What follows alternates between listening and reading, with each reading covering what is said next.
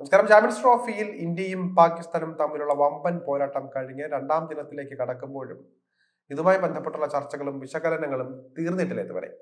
തീപാറുമെന്ന് പ്രതീക്ഷിക്കപ്പെട്ട മത്സരം ഒട്ടും ആവേശം നൽകാതെ പോയപ്പോൾ തികച്ചും ഏകപക്ഷീയമായിട്ടാണ് രോഹിത് ശർമ്മയും സംഘവും അനായാസം ജയിച്ചുകയറിയത്. 6 വിക്കറ്റിന് പാക് പടയെ കശാപ്പ് ചെയ്യുകയായിരുന്നു ഇന്ത്യ. ഈ മത്സരത്തിൽ ഇന്ത്യൻ ഓപ്പണറും വൈസ് ക്യാപ്റ്റനുമായ ശുഭ്മൻ ഗില്ലിനെ പുറത്താക്കിയതിനു ശേഷമുള്ള പാക് സ്പിന്നർ അബ്രാർ അഹമ്മദിന്റെ ആഹ്ലാദ പ്രകടനം, അമിതാഹ്ലാദ പ്രകടനം എന്ന് പറയാനും തെറ്റില്ല. അതാണ് ഇപ്പോൾ രൂക്ഷമായി വിമർശിച്ചിരിക്കുന്നത് സോഷ്യൽ മീഡിയ ഒന്നാകെ തന്നെ. തന്റെ വിക്കറ്റിനെ യാതൊരു ഭാവവ്യത്യാസവും ഇല്ലാതെ അംഗീകരിച്ച ശുഭ്മൻ ഗില്ലിന് നേർക്ക് സ്പിന്നറായ പാക് താരം അബ്രാർ കാട്ടിയത് അമിതാവേശം തന്നെയാണെന്ന് പറയാതിരിക്കാൻ സാധിക്കില്ല. അതിനെതിരെ ആഞ്ഞടിച്ചിരിക്കുകയാണ് മുൻ പാക് ഇതിഹാസമായ വസീം അക്രം പോലും. സാഹചര്യത്തിന് യോജിക്കാത്ത പ്രവൃത്തിയാണ് പാക് താരത്തിന്റെ ഭാഗത്തു നിന്നുണ്ടായത് എന്നാണ് ഇദ്ദേഹം പറയുന്നത്. പാകിസ്ഥാനെതിരെ 242 റൺസിന്റെ ലക്ഷ്യം ചേസ് ചെയ്യവേ ആത്മവിശ്വാസത്തോടെ ബാറ്റ് വീശിയ ശുഭ്മൻ ഗിൽ 46 റൺസ് എടുത്താണ് പുറത്തായത്.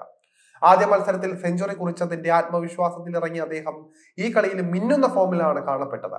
50 റൺസിലേക്ക് അടുക്കവെയാണ് 18ാം ഓവറിൽ ഗില്ലിനെ പാക് സ്പിന്നറായ അബ്രാർ അഹമ്മദ് പുറത്താക്കുന്നത്. 52 പന്തിൽ 7 4 അടക്കം 46 റൺസ് എന്ന മോശമല്ലാത്ത സ്കോറും ഗില്ല് നേടി നിൽക്കുകയായിരുന്നു അബ്രാർ ക്ലീൻ ബോൾഡ് ആക്കുന്നത്. പിച്ച് ചെയ്ത ശേഷം ടേൺ ചെയ്ത് അകത്തേക്ക് കയറിയ പന്ത് ഗില്ലിനെ ഞെട്ടിച്ച് വിക്കറ്റുകളിൽ പതിക്കുകയായിരുന്നു. തന്റെ വിക്കറ്റ് അംഗീകരിച്ചുകൊണ്ട് സ്തബ്ധനായി നിന്ന ഗില്ലിന് നേരെ നോക്കിയ ശേഷം പുറത്തേക്കെന്ന ആംഗ്യം കാട്ടുകയായിരുന്നു അബ്രാർ. ടീം സ്കോർ 100-ൽ നിൽക്കുകയായിരുന്നു രണ്ടാമനായി ഗില്ലിന്റെ മടക്കം. ശുഭ്മൻ ഗില്ലിനെ പുറത്താക്കിയ അബ്രാർ അഹമ്മദിന്റെ പന്ത് മികച്ചത് തന്നെയാണ്, അതിൽ തർക്കമില്ല. പക്ഷെ കളിയിലെ അപ്പോഴത്തെ സാഹചര്യം നോക്കുമ്പോൾ ആഹ്ലാദ പ്രകടനം അതിരി വിടുന്നു എന്നാണ് വസീം അക്രമിനെ പോലുള്ളവർ പറയുന്നത്. അബ്രാറിന്റെ ആ പന്ത് വളരെയധികം ആകർഷിച്ചിട്ടുണ്ട്. പക്ഷേ അദ്ദേഹം നടത്തിയ ആഹ്ലാദ പ്രകടനം ഒട്ടും ഒരു തരത്തിലും ഇഷ്ടമായിട്ടില്ല എന്നാണ് പറയുന്നത്. ഈ തരത്തിലുള്ള ആഹ്ലാദ പ്രകടനം സമയവും വേദിയും ഒക്കെ വേണം ഇത്തരത്തിൽ നടത്താനെന്നാണ് അദ്ദേഹം പറയുന്നത്. നിങ്ങൾ കളിയിൽ ജയിച്ചു കൊണ്ടിരിക്കുകയാണെങ്കിൽ ഈ തരത്തിൽ വിക്കറ്റുകൾ ലഭിക്കുമ്പോൾ ആഘോഷിക്കുക, അതിനുള്ള അർഹതയുണ്ട്. പക്ഷേ നിങ്ങളുടെ ടീം സമ്മർദ്ദഘട്ടത്തിൽ പരാജയത്തിൽ നീങ്ങിക്കൊണ്ടിരിക്കുമ്പോഴാണ് വിക്കറ്റെങ്കിൽ ഇത് വിനയപരമായിട്ടായിരിക്കണം കാര്യങ്ങൾ നടത്തേണ്ടതെന്നാണ് പറയുന്നത്. പക്ഷെ അതല്ലായിരുന്നു അവിടെ സംഭവിച്ചത്. അബ്രാറിനോട് അത് പറഞ്ഞു കൊടുക്കാനും ആരുമില്ലായിരുന്നു എന്നാണ് ചോദിക്കുന്നത്. ആഹ്ലാദ പ്രകടനം യഥാർത്ഥത്തിൽ എല്ലാത്തിനെയും കൊല്ലുകയാണ് ചെയ്തിട്ടുള്ളത്.